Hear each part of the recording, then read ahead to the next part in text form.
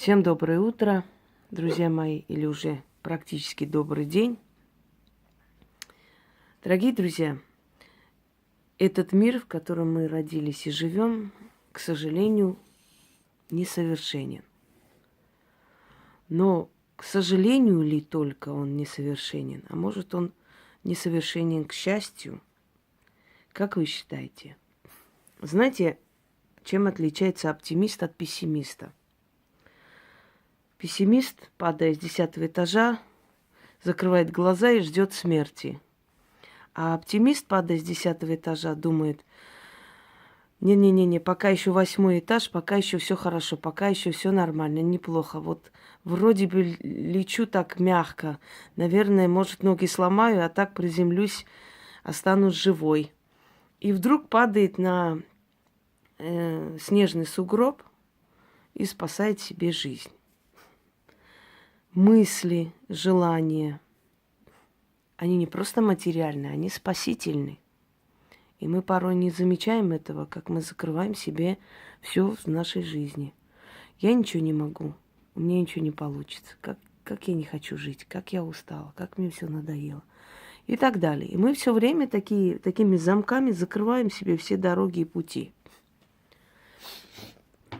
Ну вот сегодня Водолей вас еще раз научит, как использовать несовершенство этого мира себе во благо. И вы, когда услышите эту лекцию, сядете и подумайте, и вас осенит столько мыслей, столько идей, что вы просто будете в недоумении от того, как же до этого не додумались. Пойдемте далее. Итак, этот мир – это как чистилище для нашей души. Мы приходим сюда мучиться. Но среди этого мучения мы можем найти и счастье. Мы можем найти и славу, и признание, и деньги, и вольготную жизнь, и много чего еще.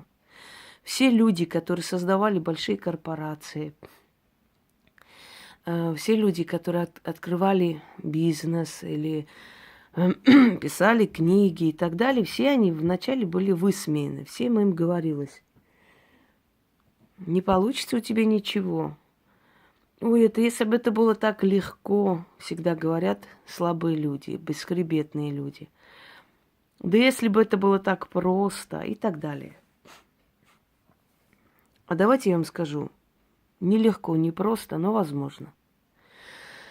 Итак, дорогие друзья, представьте, насколько мы были бы тупоголовые, ограничены, если бы в нашей жизни не было совершенно никаких проблем. Проблемы заставляют развиваться мозгу. Проблемы, трудности в жизни дают нам опыт. Они помогают нам другими глазами взглянуть на мир, анализировать ситуацию и так далее, идти вперед.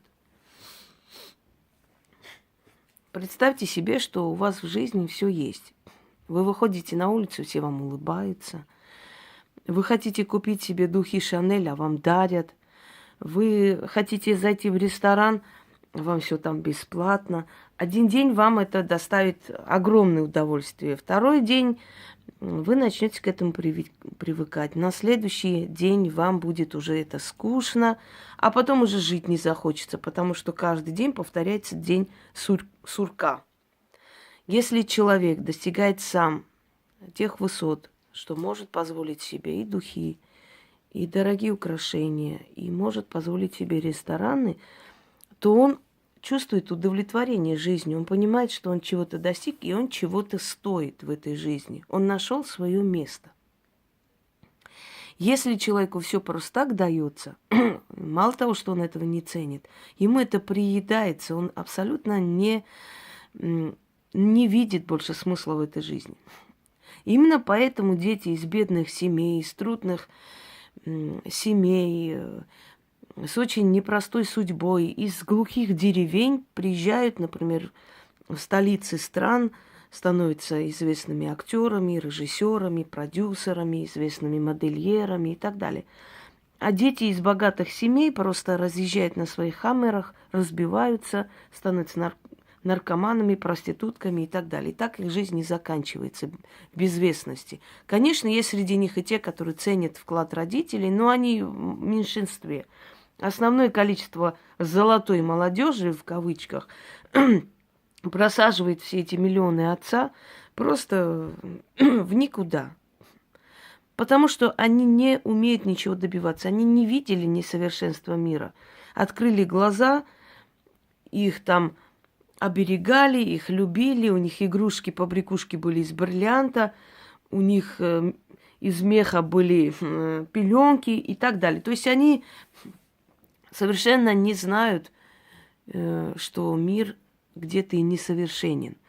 И не умеют этим пользоваться, им это не нужно. Но их участь потом бывает очень плачевной, потому что зависит от родителей, резко от этого отойдя, да, от этой кормушки, они гибнут. Вспомните историю детей Сталина. Что с ними стало, когда отца не стало? Вспомните историю детей Хрущева и так далее.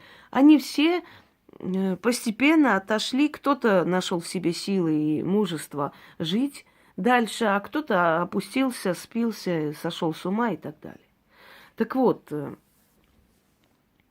несовершенство мира – это прекрасно. Это можно использовать себе во благо. Как сказал один мудрец, кто-то ругает несовершенный мир, а кто-то из этого несовершенства делает деньги. А давайте-ка мы с вами обсудим некоторые такие аспекты. Например, когда появились парики, да, в Европе, тогда, когда от сифилиса начали лысеть мужчины. Для того, чтобы свою лысину закрыть, нужно было что-то придумать. И вот один предприимчивый господин придумал парик. Духи появились, когда Европа практически не мылась, не стиралась, и от них жутко воняло. В частности, та самая королева Елизавета, испанская, да, которая Елизавета Кастильская. То есть ее там показывают в фильмах, такую красивую женщину с длинной шеей. Играет ее самые прекрасные актрисы. Например, Пенелопа Круз играет ее где-то. Играют эту женщину самые прекрасные актрисы. Ухоженные, красивые. На самом деле она мылась 2 раза в жизни. Она сказала при рождении и перед первым браком. То есть я думаю, что от Елизаветы знатно воняло за километр, согласитесь? А как заглушить этот запах? Заглушить этот запах духами. Придумали духи. Несовершенство мира. И кому-то надо было это скрыть, эти запахи зловонные. И кто-то решил придумать духи и разбогател на этом. Далее. Вот все изобретения человечества, они идут от несовершенства мира.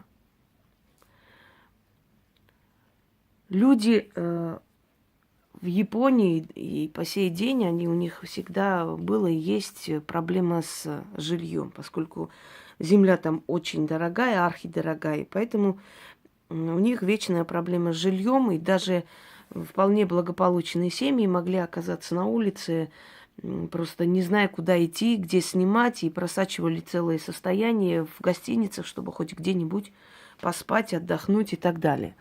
И вот один такой смекалистый бизнесмен придумал целый план. Постройка быстрых домов, которые держатся там больше 50-60 лет. Ну, за 60 лет можно еще что-нибудь построить. Конусообразные круглые дома друг на друге. Получается, как целый квартал. И люди обрадовались, люди начали платить ему за эти дома, покупать, заключать договора. Разбогател человек сразу же. В Гонконге один товарищ вообще придумал капсулообразные гостиницы. То есть внутри телевизор, сейф для хранения своих ценностей. И закрывается на замок. Вообще человек может зайти там отдохнуть. Это для тех людей, которым срочно нужно куда-то идти посреди ночи и некуда идти, некуда деваться. И вот они создали такой тип гостиницы. То есть экономят пространство и тем самым И человеку хорошо. Человек нашел себе на ночь приют, а может быть на несколько дней остается. Поскольку там вечная проблема с жильем и с пространством, вот он придумал такой план, такую схему. Очень многие изобретения людей, сейчас вам придет в голову, они действительно исходят от несовершенства мира, и на этом несовершенстве кто-то поднялся, а кто-то сидел, хаял, плакал, бился об стены, так и ушел никем неизвестный. Несовершенство отношений людей, предательство людей, скажем так, недостойное поведение людей, да, нож в спину, суды, пересуды, эти все разводы, разлады и так далее. Это несовершенство нашего мира. И очень много несчастных людей. Но как воспользоваться этим несовершенством? Например, психологи, которые учат людей, как справляться с этой ситуацией, как выйти из этой ситуации, как прийти в себя, как поменять свое мировоззрение. Пожалуйста, несовершенство мира, которое дает возможность психологу заработать на этом целое состояние, потому что все люди приходят с проблемами. А проблемы, они вечны, не заканчиваются, они будут всегда. Несовершенство человеческого тела, лицо человека, может быть послеоперационный период, может быть какой-то стресс, может инсульт, инфаркт, все что угодно, после чего, например, деформируется лицо, где-то страдает, да, или просто старение. Мир несовершенен, человек вечно не молод. Как этим можно воспользоваться? Косметология существует, существуют всякие инъекции, уколы, существуют лечебные массажи, которые помогают человеку достичь определенного успеха, да, пластическая хирургия существует, в конце концов. Оно несовершенно, то есть все вокруг, но есть люди, которые могут исправить лицо человека, сделать из дурнушки красавицу, например. Практически все голливудские звезды и не только прошли через скальпель хирурга, и это нормально. Одно время был бум такой, да, делать грудь силиконовую, огроменные такие, эти ставили просто булыжники. Потом сделали более профессионально, красиво. Сейчас не всегда отличишь искусственную грудь от настоящей. Настолько уже научились красиво, без шрамов, без каких-то деформаций делать красивую грудь. Нос у человека может быть сломлен. Нос – это такая часть тела, которая часто подвергается всяким нападкам, и нос может быть сломлен, да и в детстве во время игр нос ломается. Или человек рождается с безобразным большим носом, и это мешает ему жить, это причиняет страдания. Он идет к хирургу, тот ему исправляет это, убирает лишнее. Несовершенство, правда, лица человека, но на этом несовершенстве кто-то разбогател, кто-то поднялся, кто-то сделал себе деньги. Ногти, ногтевая пластина, она может ломаться, она может быть неустойчивой. Это несовершенство нашего тела. Если у кого-то ногти ломкие, у меня ломкие, например. И что можно с этим сделать? Научиться сделать маникюр, педикюр и обрабатывать эти ногти, там, я не знаю, наращивать ногти или просто приводить в порядок. Это несовершенство человека, потому что он исправляет. Все, что мы исправляем, это не наше несовершенство. Даже лицо, когда мы наносим марафет, выходя из дома, это говорит о том, что мы несовершенны, нам нужно подправлять, закрыть там под глазами мешки и так далее. Это говорит о том, что наше лицо несовершенно. Нам приходится корректировать, исправлять что-то, чтобы мы красивые вышли, да? Но кто-то на этом несовершенстве создал косметику, например, которой мы мажемся, закрываем все ненужное, лишнее и выходим на улицу. Несовершенство нашей фигуры. С годами наша фигура становится менее складной, менее красивой, все больше лишнего появляется. Находятся люди, которые изобретают корсеты, который изобретает специальные колготки, утягивающие лишнее, не показывающие несовершенство нашего тела. Согласны? И на этом зарабатывают деньги. Люди болеют. Это несовершенство нашей жизни. Люди болеют, им потом нужно восстанавливать свои силы, им нужно лечиться. И кто-то изобрел лекарство, целый комплекс фармацевтии, или как там его называется, да. И на этом заработал. Но мы не можем, то есть не будем сейчас делать акцент на крупные компании. Мы будем делать акцент на себя.